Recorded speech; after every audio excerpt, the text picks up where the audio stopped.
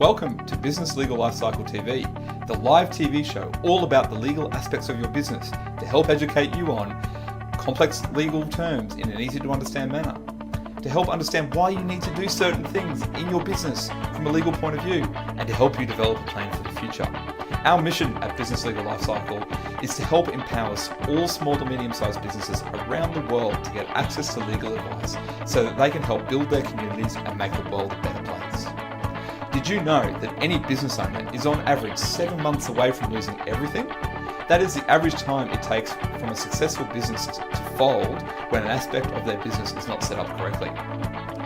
Have you ever wanted to get legal advice but didn't understand what was going on? Do you feel like there is a divide between lawyers and their clients?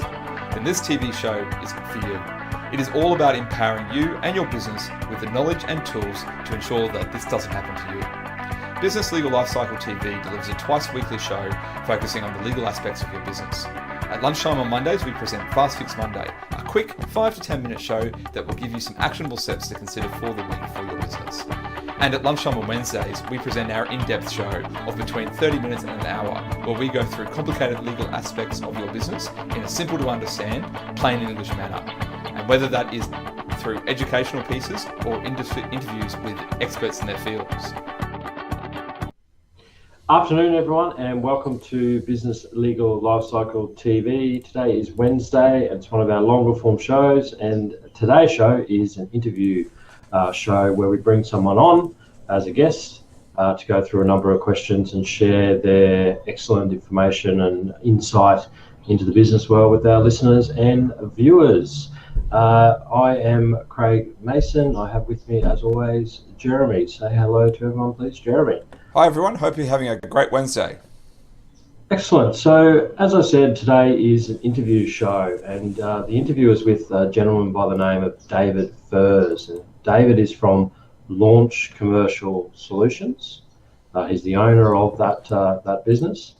David left the corporate world in early 2016 and moved into the consulting space, where he currently helps businesses to improve their productivity and to grow their bottom line. So he's a mentor, an advisor, and a consultant who believes in building strong, long-term relationships with his clients to achieve their lifetime goals and objectives. So we've known for a number of years. We've done some work with him over that period of time, and it was great to have him on the show. So Jeremy, what are the sort of 3 top takeaways that our listeners and viewers are going to get from the interview with David? Thanks, Craig. Yeah, so the focus of this interview was really on phase 1 conception, because that's our theme in October 2018 for the Business Legal Lifecycle. And so we really focused in on 3 key areas. And the first one was the things that startup businesses miss. I thought this was a really interesting one. David gives his 7 different things that he thinks that business owners miss. And there's a lot in there for a startup business owner and even for an existing business owner to revisit and go back in and say, what did I miss? What haven't I done? And maybe put some of those things in place that he talks about. Because I know that from my perspective, in acting for many clients, that a lot of people don't have the kind of things that he talked about. The second thing that we delve into is a bit about the negative perception about business coaches and mentors. And David gives some strategies to actually finding a good one and how to tell the good from the bad. And the final thing that I thought was really interesting and I wanted to chat to him about was about group coaching, because there's a bit of a perception about group coaching and what that actually means. And so I won't spoil his answers to those questions, but I'm sure that the viewers and listeners will get a lot out of today. So without any further ado, I hope you enjoy my interview with David Furze. Welcome, David, to Business Legal Lifecycle TV and our podcast. Thank you very much, Jeremy. Great. Well, let's start out a bit about you and your business. We talked a bit about what you do in the intro, but can you tell us a bit about your history and how you got into the mentor consulting field? Sure. I actually started with an accounting degree. So I came out of my accounting degree with no real direction as to where I wanted to take it. But I knew I had this piece of paper and thought, great, it'll take me wherever I want to go. Yep. First job I had was going into the Brisbane City Council. And from that was the first place that I saw a conflict between what their corporate ambition was versus what their policies and procedures were and how they were as a big mismatch. They were trying to be more commercialised in certain business units, Yep. But they were very much bureaucratic in the way that they went about it. So I had a lot of butting heads with the finance department and all that type of stuff. So I think even at that time, even though I didn't realise it, was probably the start of my track to wanting to help businesses to better themselves. And then from there, I've worked for a lot of organisations, multinationals, large organisations, some small ones as well. Yep. No corporate direction, no policies and procedures, and if they did, it may not support their direction, as I said before. Budgetary pressures as well. So there was a lot of things going on, and the main thing was business plans that were created to for a board or for finance committee, but not for operational purposes. Yep. And so all the people were doing, but they had no direction as to why they were doing it or where they were actually heading. So it created demotivated staff and high turnover rates. So as you can imagine then, in my role as a manager, when I was in corporate, it was trying to push these boundaries and try to push through that we are part of this one team. We want to get to the same direction. We want to get to that destination. Yep. So how do we do that? And I guess that was my start into the process until I opened my own business. Yep. Excellent. Excellent. So, those complicated business plans, they look great. And yeah, as you say, they're good for boards and good for banks, but not really much else. That's exactly right. You can't do anything with them. Yeah. Once you get, what does Mike Tyson say? A plan's great until you can have everything planned out until you get punched in the face or something like that. I can't remember the exact quote. Someone can correct me. But it's like, you have the best plan in the world, but then as soon as you get into it, it all goes pear-shaped and you got to freak out. Exactly right. Well, let's talk about why you got into your own business. So, why did you move into your own business? Well, it all started, and I wanted to move into my business for a while, but it was all that risk. I had a really good salary, I had bills to pay, I had kids at home, all that type of stuff. So I thought, I want to do this, but I don't want to take that risk. Yep. And then I was made redundant. So that was like the push out of corporate, and I thought, this is the opportunity for me. Yep. So I moved on, and put simply, the reason I opened my own business was to help small business owners to create the business that they want. Great. Small business owners, there's a high failure rate, as you know, and they need support, they need direction, and to varying degrees. So some people are struggling really badly. Yep. Others just need the help with the edges and everything like that. So, but I wanted to actually drive to help these businesses to actually love themselves and love their own business. That's excellent. And as you say, sometimes we need that little kick in the butt to move along, but it's great that you've done that and started. And I love that purpose too. I think that's often in the mentoring coaching spaces I see, people see the money in the more established business, but someone helping out, help those businesses, but also help startups is really important. Because as you say, they fail, and there's a reason they fail is because often they've worked in their own business. I think about my own journey. I started as a lawyer, great lawyer, did that for nearly a decade, but I had no idea how to run a business. That's right. You're good at what you do, but it doesn't necessarily mean you're good at doing business. That's right. And in fact, it usually means you're not. because you're so good at what you do that, running that business piece, and most employers don't actually get their employees to actually get any involvement in running the business, do they? So yeah. And it's something that people miss. So exactly. Yeah. So obviously you've had a lot of experience across a lot of industries as you went through then. How do you think that's helped you, and that experience has helped you with what you're doing now? Well, I think what it helps me with, a lot of small businesses, a lot of businesses I deal with ask, I want someone from my own industry. And my response to that is, well, why? Yep. All you're getting is the same ideas and the same perception of the industry. From someone who's in the know, which is great. But what that means is you're not trying to grow your business. You're not trying to get out of what is currently there and create some innovation and some disruption, if I can use that word, because you're still getting the same ideas. So it's just churning through. So being able to have the lens of looking at different industries now, because I have that experience, I'm able to bring that experience into businesses and have a look at things in a different light. Because again, as you know, if you're very much focused on what you're doing, it's very hard to look outside that blinkered area if you don't have that push. And when you do, that's when you lose focus and you don't do as well. That's exactly right. All right, yeah. So I think that's a really good example, David. And you raise the fact of finding out different information from other industries and bringing that in to disrupt an existing industry. So can you think of a good example that might give people some clarity about what that actually means and how they might be able to apply that in their business? Yeah, sure. A lot of businesses, again, are focused on what they're doing. So if they look at, for example, an industry that I worked in was venues and entertainment hospitality. And there's a lot of pressure points and there's a lot of deadlines within that. So they have really good run sheets and processes and, right down to you've got 5 minutes to speak and the next person goes on, etc. And some businesses, like mechanics, for example, can use the same process to drive their business further from the booking phase, what's required, and how to schedule in all of the different services they need to perform, whether it be a scheduled service or a more of a mechanical based focus thing. So they know how long they take, and they can window and schedule them all in. Yep. Excellent. So let's move on to I wanted to talk about two main topics today. The first one is starting a business, and as you know, this month our theme is all about phase 1 conception of the business legal life cycle. Yeah. And this is all about getting everything right before you start your business, because that's something that people miss. You and I both know this. Oh, too well. All too well. So what do you see as the main problems that startups miss in starting up their business? Well, the first main problem is even before they start up. And it's, why are you going into business? If you're going into business for the wrong reason, then you're destined to fail.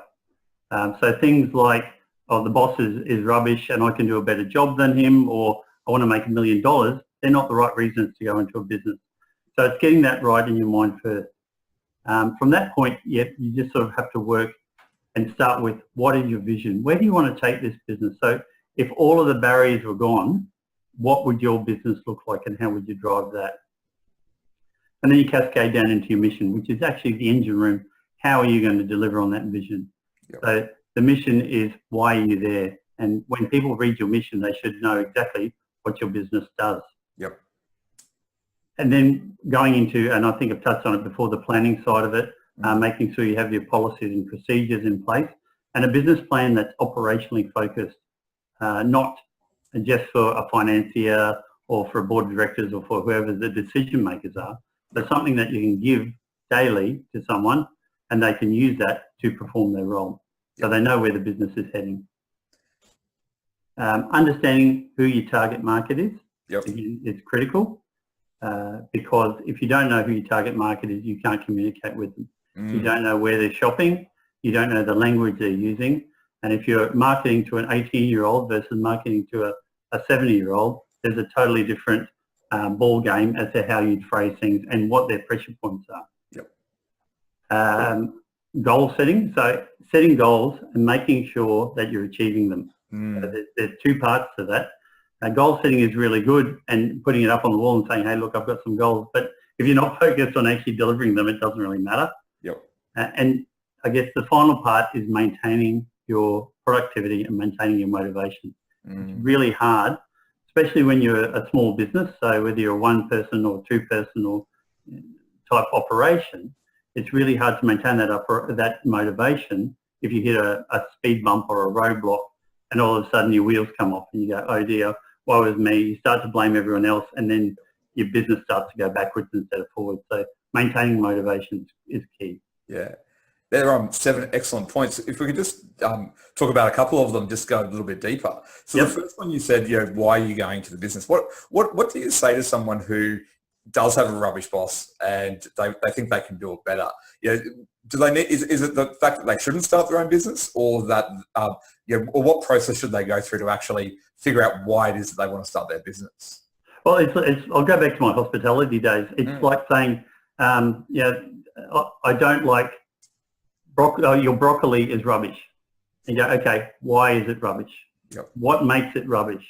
And then you go into, well, it's not cooked properly, or I don't like broccoli personally, or whatever it might be, or it's old and it's aged and it's falling apart. So if you look at it from that perspective, why is your boss rubbish? What can you do better than him or her? And why do you think that you'll be successful at it? Yep. And it's drilling down to those points to establish the whys, so that you can improve on them. Yep. And you know you can improve on them. Very good. Yeah. Okay. I thought I should clarify that point because I think that's what you were talking about. Happy with that. Yeah. Definitely. Just because your boss is rubbish doesn't mean you shouldn't go into business. You can go into business. I think that's a good point. I've been there. But that's a story for another. That's another story. We've all been there, I think. That's right. What about with the target market? I think this is something that I think a lot of us get wrong when we start our business. Can you give some tips about what people should do to help find that target market for their new business? Well, the one thing that I'll say first is a target market is not every small business in Australia. That's a market, but not a target market, because you just cannot communicate with everyone on the same level, and all you're doing is watering down the way that you're going to approach the market. I think what you need to do is look at who you are selling to. What does your product do? Yep. What problem are you solving? And who will use that product? It doesn't mean that there's one specific, that you have to say, I'm focusing on 18 to 20-year-olds who are at university, which is fine if that's your market, but that could be one segment of your market. So there can be several segments, and that's something to remember as well. And once you establish that, you focus on each of those smaller targets or smaller segments and work out who they are, what they're doing, what they're talking about. If you look at big brands like the supermarkets, for example, their ads, although they're broadcast nationally, they're focused. Each ad is focused on a different segment within the target market. Yep. So it might be about, at the moment, Halloween, so it's all about the lollies and the trick-or-treating and all that type of stuff, which is focusing on the younger market, parents with kids, all that side of things. Yep. Whereas other times they're focusing on fresh fruit or whatever it might be, which is focusing to the adult side. Yep. Yep. Excellent. That's a really good example. I hadn't thought about it like that. And the third one out of your 7 that you went through before that I wrote down was the maintaining productivity. Because I think this is something that, I see this in myself, and I see this in other business owners, that it's all really great. We get a great vision, we get a mission, we plan it all out, and then we lose motivation. So what tips do you give your clients to actually keep that motivation and to make sure that they don't lose their way, I suppose, or if they do start to lose their way, and let's face it, a lot of us do, how can they get themselves back onto it? So it's kind of a two-barrel question there.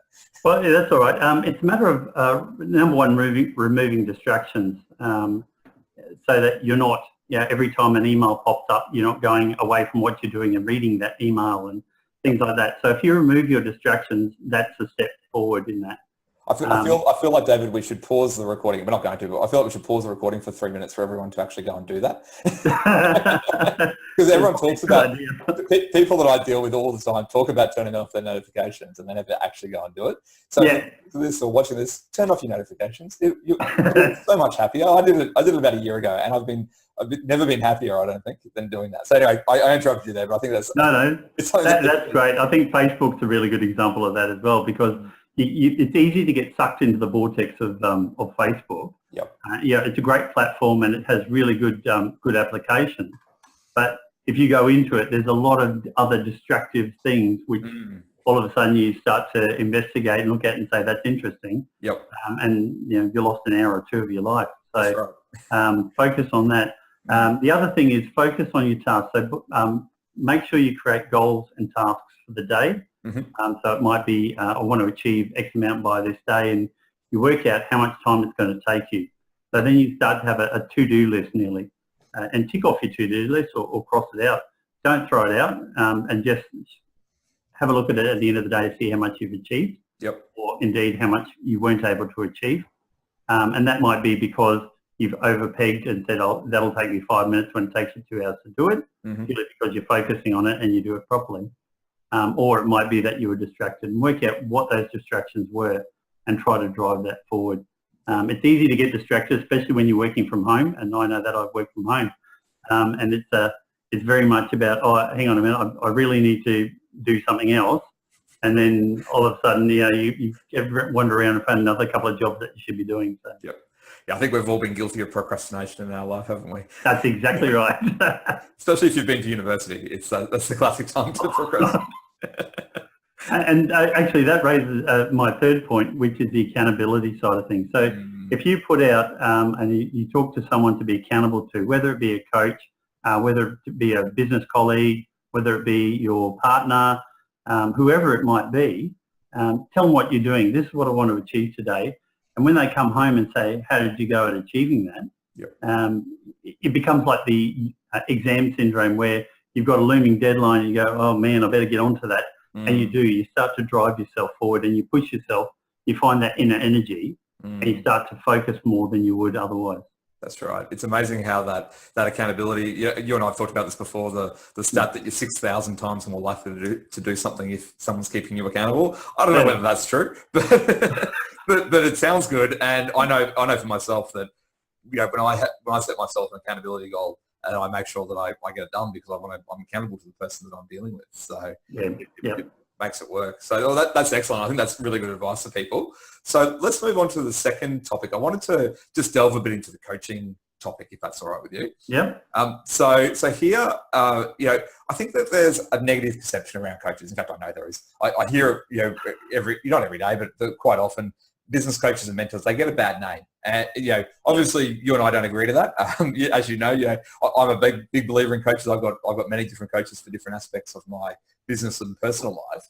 For sure. What do you say are the reasons that people, need a business coach if they're a business owner?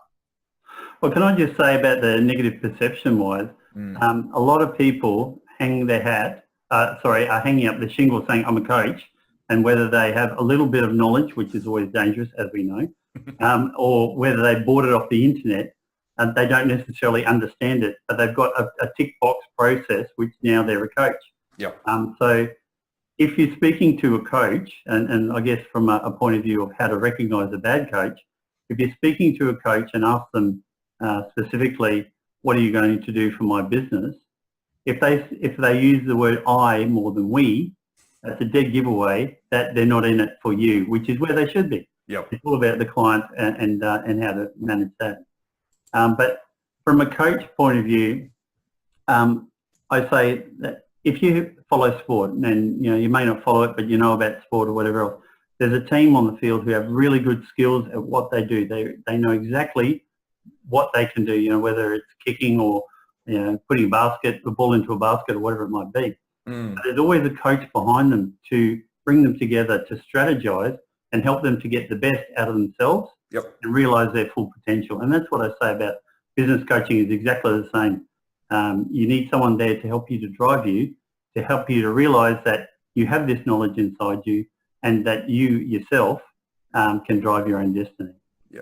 I think that's great, and I think Tiger Woods is a good example of that. I don't know how many Exactly. it was, but he had like 4 or 5 coaches, one for his swing, one for his stance, like different aspects of his life. And he became #1 golfer in the world. It wasn't just because he went out and played golf on a Saturday morning like I do. It was because he got the experts to actually help him to learn what to do, and that's the same as business. Yeah, I agree 100%. It's the same in business. We need someone to actually coach us through what we need to do.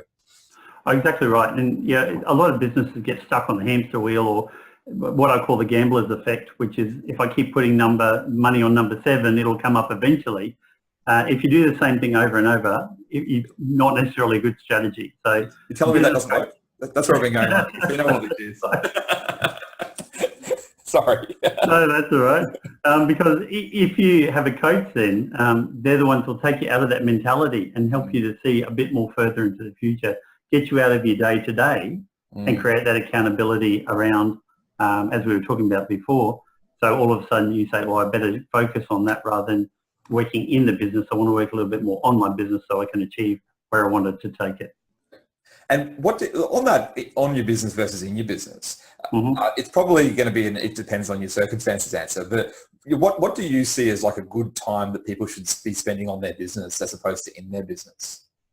Well, it is dependent on the business itself, because if you're one person in a business, even if you spend half an hour a week, you'd be surprised how much that would really generate into your business that would help you. Yep. So it's having that time set aside in your diary, whether it be half an hour a week or an hour a week, but make it a regular thing so it is scheduled in there so you do focus. Move away from the day to day. Yep.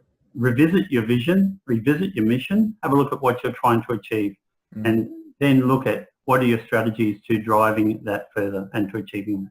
Yep. It's the whole thing of slowing down to speed up as well, isn't it? That you slow down and check and reconnect yourself with those goals so that you can then speed up going forward. Yeah, that's it. And that's what it is. And it provides a refreshing look at business as well, at your own business. Because if you're so into it, you do get stuck in the speed bumps and the roadblocks, and you're trying to navigate your way through, where you should be looking at this bigger picture about, yes, that's that's a problem for today, but what's my problem for the next year? Yep. Excellent. Now, I've been a little bit naughty. I've used the word coach and mentor interchangeably, and I do know they're different. So just to clarify that for our viewers and listeners, what's the difference between a coach and a mentor? And interchangeable, a lot of people do that. And coaching and mentoring are very similar, but there is a subtle difference between the two. So coaching is like the overall helping you, training you in concepts and business processes, working with you to build the foundations of your business, as we discussed, the vision, the mission, the planning, all of that, and working with you to develop and deliver strategy to make your business to achieve, help them to achieve those goals. Yep. And the final one, which I know we've touched on, is the accountability side of it. And I don't think I can overemphasize that enough, because that is really the power of the coach, is that accountability model to help you to realise where you should be and to deliver on what you need to do. The mentor, as I see it, builds on from coaching. So it's more about that. It has that overall strategy as a coach does, but comes in as a closer relationship to the business owner. To help to drive you further, to help you to understand those business concepts and strategies and everything else that you've learned about. And it also provides you the skills, the knowledge and the power, and ultimately provides the confidence for you, the business owner, to take it further. And I think, in my own coaching meetings that I have, I interchange between the two. Purely because sometimes you need that hand-holding, and other times you need that coach to say, why haven't you delivered? What have you done? What don't you understand? Let's get on with it. So, I guess the coach is the very much I'll tell you how to do it. And the mentor is, I'll show you how to implement it now into your business and apply it to you. Great answer. That's great. So I did want to focus on a couple little areas before we move on, and that's around the financial aspects of a business. Most people, depending on what type of business they're in, have probably got little experience in financials. So what do you see as some of the fundamental things that people get wrong with their finances, and what should they be looking for? Well, the first thing is to understand what a P&L is, what a profit and loss is, understand what a balance sheet is, and understand what a cash flow is. So understanding what they are to start with, and then reading them, number two, and then understanding what they're telling you is the third part. And I'll just focus on that. Understanding what they're telling you. A profit and loss, just because you have money in a till at the end of the day, doesn't mean that you're a successful business necessarily. So if you take the profit and loss as an example, you've got revenue in there. So that's the money that you earn from your sales of your product or service. Cost of goods, which is the cost to produce whatever you're selling.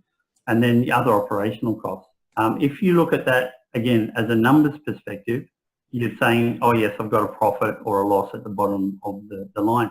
But does that mean you're successful? It doesn't really, because that profit could be 3 times as high if you looked at the numbers and said, well, what's driving it? So looking at ratios between your cost of goods to your revenue line, the overall operational expenses to revenue, profit to revenue, all of those type of things, break it down, look at the actual items in your profit and loss. Salaries is always a big line item. Is that too high? All that type of stuff. So driving those and looking at those ratios will help to understand what your business or what your P&L is telling you. Your balance sheet, the same sort of thing. It's got your assets and your liabilities and overall equity. Assets are what you own, liabilities are what you owe, and equity is basically what your business is worth.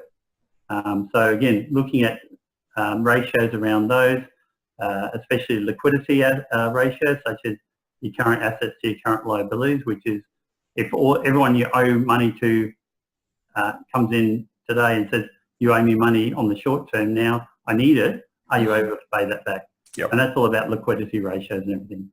So have a look again at the ratios. There's lots of them around, but if you have a look at what they're telling you, then you'll get a better idea of what your business is doing. Yep. And the final one I'll raise is cash flow statement, which again, for things like the GST, I know a lot of businesses have trouble around GST or tax time because they haven't been managing their cash flow. And they're looking at their profit and saying, hey, I've got a healthy profit and I've got a good balance sheet or whatever else.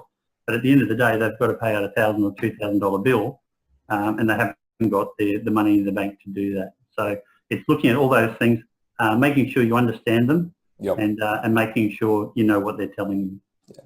The simplest way with the GST and tax really is to have a separate account and put it in there. Exactly right. And you can get free business bank accounts with certain banks as well. So that helps out, and then you just park it. Exactly right.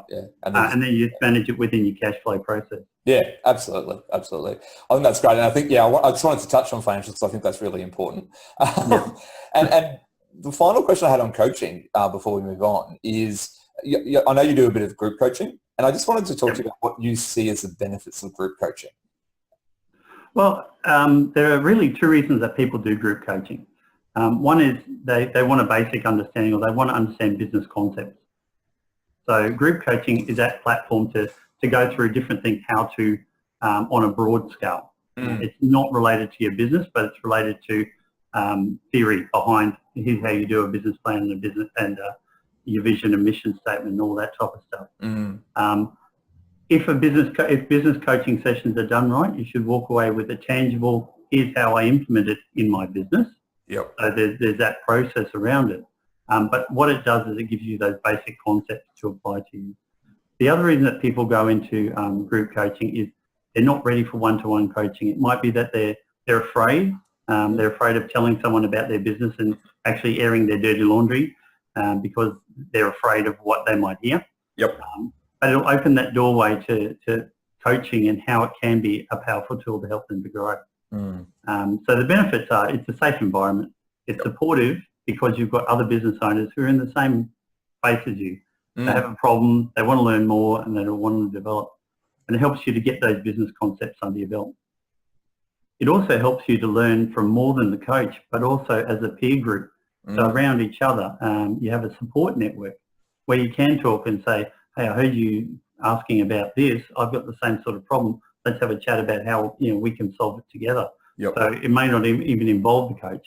And it also provides that support and accountability within the group, as well as so to the coach and to your peers that you do that and that you can drive your business forward again because you do have that extra layer of support.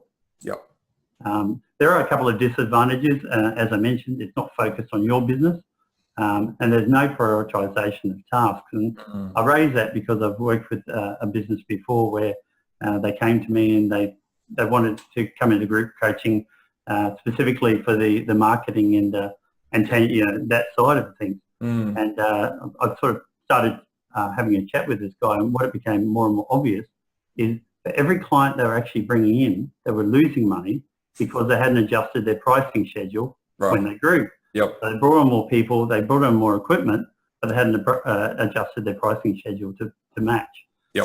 So if I had have just taken them down the marketing route, they would have actually failed because every client they brought in, they were losing money on. Right. Yeah, I think that's a good point. So it's really, you've got to find the one that works for you, don't you? And then make sure, and I think, before we move on from the coaching area, one of the things I've learned as, business owner for 7 years is that if you're going to get coaching, you've got to do the tasks. You got to do the activities. Otherwise, you're not going to get the benefit out of it. Well, and that's exactly right. And I think, the motivation is important. So when you come out of group coaching, it's easy to go back into your day-to-day. Even though you've got a tangible, something to implement in your business, it's easy to go back and get sucked into the day-to-day thing when you turn up in your office. So it's, again, having that time to make sure you keep yourself motivated to deliver on what you, in your mind, promised that you would bring into your business. Excellent. Well, thank you for that, David. I think our listeners and viewers will have got a lot of great information out of that. Before I go, though, there's two final topics I just want to talk about. I always ask my guests about the future. So, disruption's the favourite buzzword around at the moment, and we've used it a little bit, in the context of disrupting an industry, and that is going on a lot. It's 2018, October 2018, and there's a lot of disruption going on. What do you see as the biggest challenges in business in, say, the next 5 years?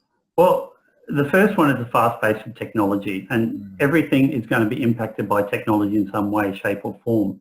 And what you have to do is innovate in yourself and look at what's going on in your marketplace. Communicate within that space to say what's coming up, and also in your target market space. Some people miss out on, because obviously that has a flow-on effect to what you're delivering. So if you think of things like Kodak and Blockbuster as brands who now no longer exist, they didn't see the writing on the wall. It was nearly thrust in front of them, and they dismissed it to a degree. And now they've just sort of disappeared nearly overnight. So that type of thing can happen to any business if you don't listen to what the market is telling you. I think the other thing which is growing is networking. Networking is becoming more and more important to business owners, because to create that group effect and the accountability around it as well. But it's more about people know people, and the more you network, the more people you'll get introduced to, and the potential for your business to grow will improve as well. And with the innovation and with the changes in business, you've got to look at how you adapt. And it doesn't mean you have to go for a bulk change, but as you hear things are coming up, slowly adapt to what's growing. And the last thing I'll say, or not the last thing, the second last thing is, as you adapt, don't lose focus of who you are and what your business is doing. If you start to move your business from where you wanted it to be or what you wanted to deliver, consider, and it's something I know that we've talked about before, when's the right time to get out of the market?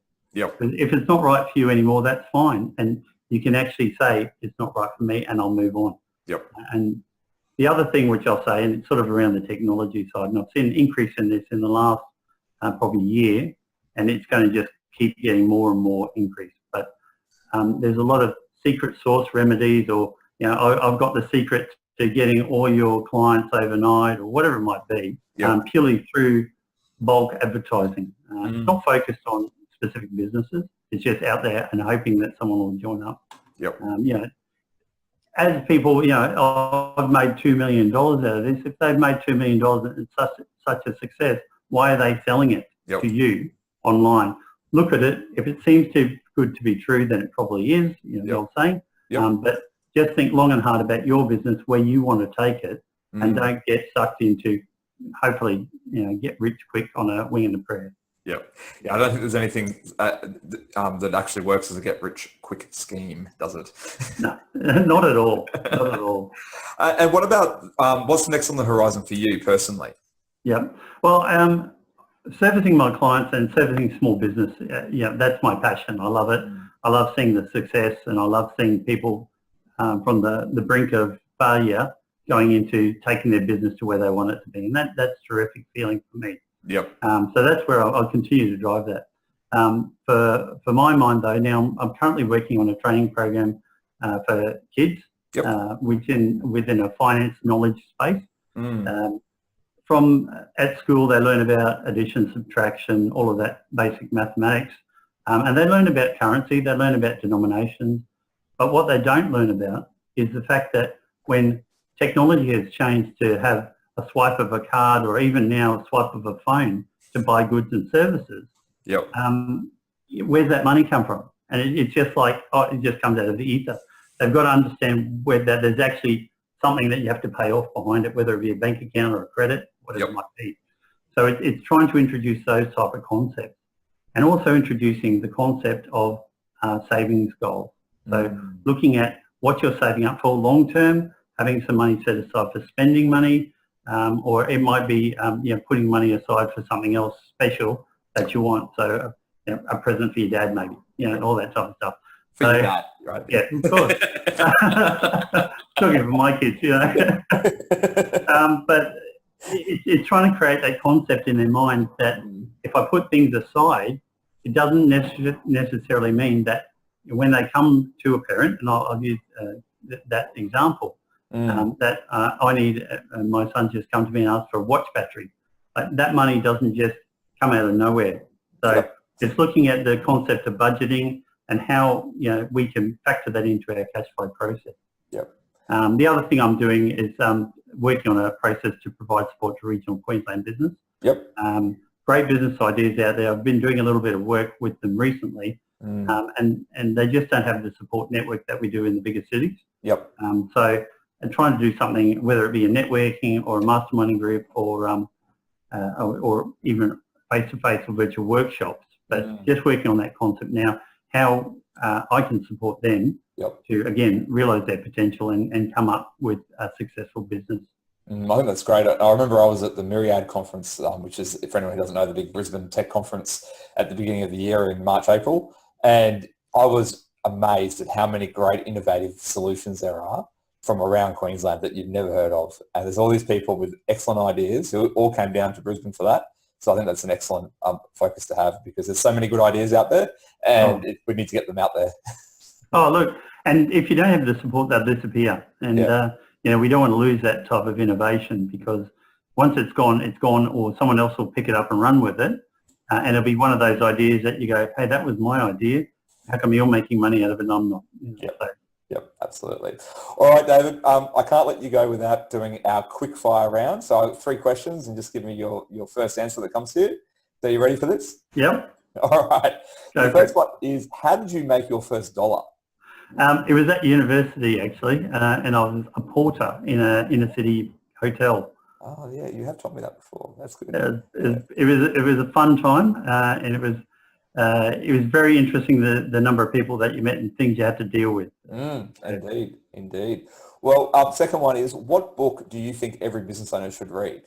You mean aside from the Business Legal Lifecycle one? Of course, aside from Nice. Well, at the moment, I've just finished the Big Leap by Gay Hendricks, and that's a great book about putting self-imposed caps on yourself and how to recognise and overcome them. Yep. And that really resonated with me, because there's a lot of business owners that I speak with who come up and they have this, I can't succeed in that and I can't do that. And for me, the main problem was the pricing of services. You price to value. You don't price because of what you think it's worth, and that's your self-imposed cap. You think it's worth X, whatever service or good you're selling. Yep. Or what value are you providing to your clients? Yep. And that's really what they're willing to pay for it. Yep. One of my guys, I'll just say something quickly. One of the guys in my board of directors just a couple of weeks ago made the very good point, and he owns a jewelry store in the city, and he said, if you think you're worth the price, then that's what you're worth. Because at the end of the day, that's, if you think that, then that's what you're worth. And I thought that was a really good way of looking at it, and a good mindset. And I couldn't agree more. That book is very interesting, and I read that one too, and I think it's for me, it kind of hit some home truths which really have helped me moving forward. Yeah. It's really good and inspirational. Absolutely. So the third and final one is, if you could give advice to your younger self, and that could be your younger self before you started this business, it could be your younger self before, when you got into your first job, or whenever, younger self at X time, what would that advice be? It would be, take a risk. So when you have an idea, everyone throughout life has ideas or concepts, wouldn't it be good if this existed or something like that? So take a risk and spend time to research it rather than just dismissing it straight away.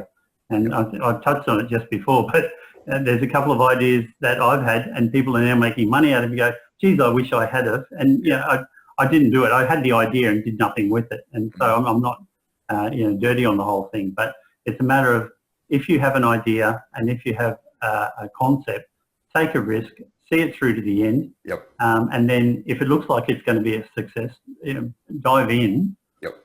And try to make it work for you. Excellent advice.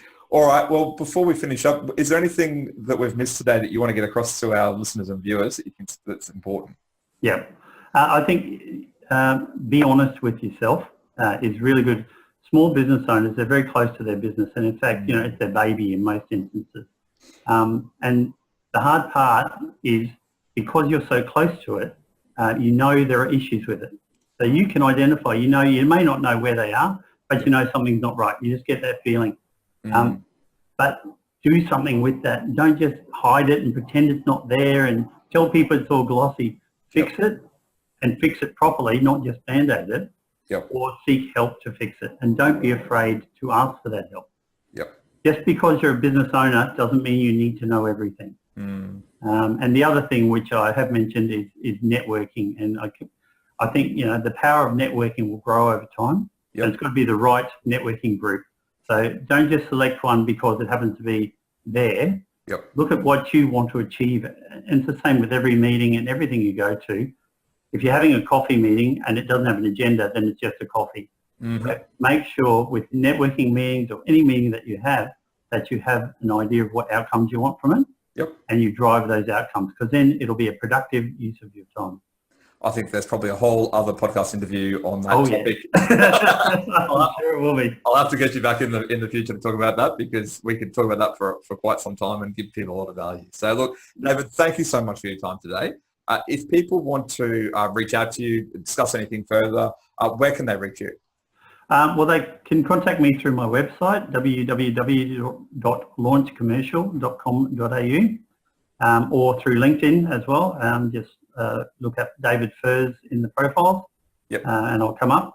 And obviously through that contact method, there's a contact form on my website, and also a way where they can schedule a time. I offer a complimentary 30-minute discussion, just where people can have a chat to me about their business, or if they have a problem, and we might be able to solve it even over the phone, or it might be a longer term. Let's try to fix it properly. So if there are issues, definitely get in contact, and happy to discuss anything that we've discussed today as well. Excellent. And we'll put links to those onto the show notes. So David, thanks very much for your time today. Thank you very much, Jeremy. Thanks everyone. I hope you enjoyed that interview with David Furze and got out of it as much as I did. David's a really interesting fellow, I'm sure you would agree.